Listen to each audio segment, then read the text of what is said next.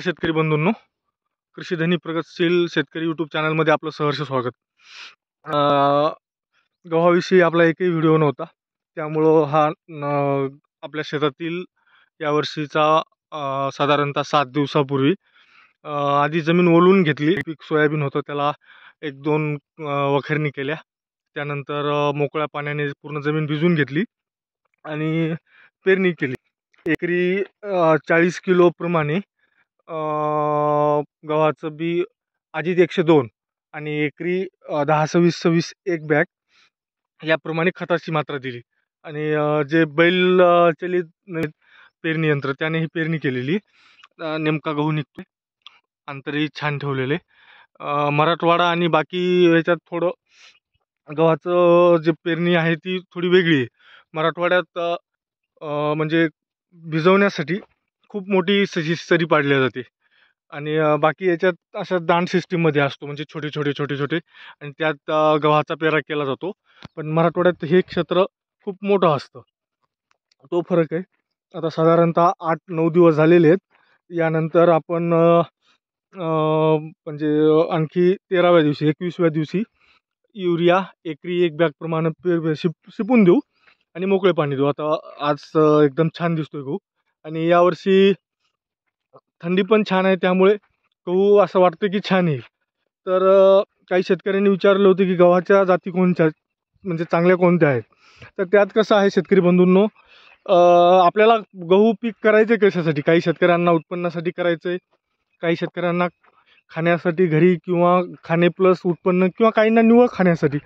तर ज्यांना उत्पन्नासाठी करायचं आहे त्यांनी लोकवनला प्रिफरन्स द्यावा, कारण उत्पन्न जास्त येतं। त्यानंतर ज्यांना खाणे प्लस उत्पन्न पाहिजे असेल त्यांनी सरबती आहे किंवा आणखी 2-3 वेगवेगळ्या जाती आहेत। ज्यांना निव्वळ घरी खाण्यापुरता आपला, कारण आता दिवसेंदिवस गव्हाचं क्षेत्र खूप कमी होते, तर ज्यांना निव्वळ घरी खायचा आहे गहू, त्यांच्यासाठी सर्वात सुपर क्वालिटी म्हटलं तर श्रीराम 111, त्यानंतर अजितचा 102, श्रीराम 303, गोल्ड 23 या प्रजाती खूप छान आहेत।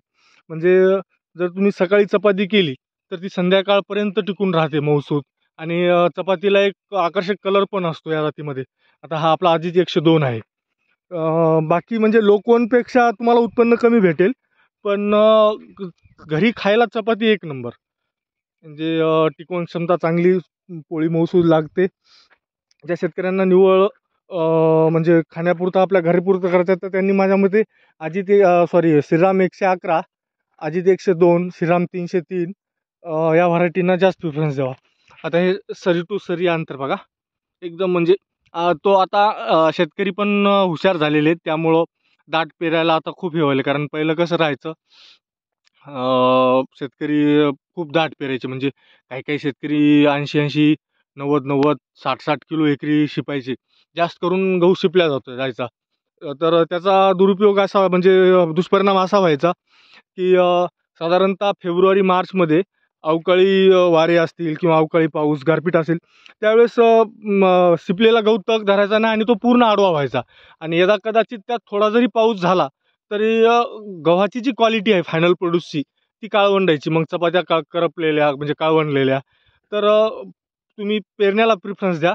एकतर कसं आहे, जो तुमचा तणकटाचा बहार आहे तो अजिबातच निघत नाही पेरलेल्या गव्हामध्ये, म्हणजे एक तुमचे प्लस पॉईंट इथे तुमचं, म्हणजे पैसेही वाचतील आणि गहूही जोमदार निघेल। दुसरी गोष्ट, बियाणं कमी लागतं। तिसरी गोष्ट, अतिवृष्टी असेल किंवा गारपीट असेल, अतिवृष्टी तर होत नाही समजा, पण गारपीट असेल किंवा अचानक वादळी वारे वगैरे, तर हा गहूच्या, म्हणजे असं नाही म्हणू शकत आपण की हा पडणारच नाही, पण जास्त तग धरतो। आणि जो शिपलेला गहू आहे तो गहू खाली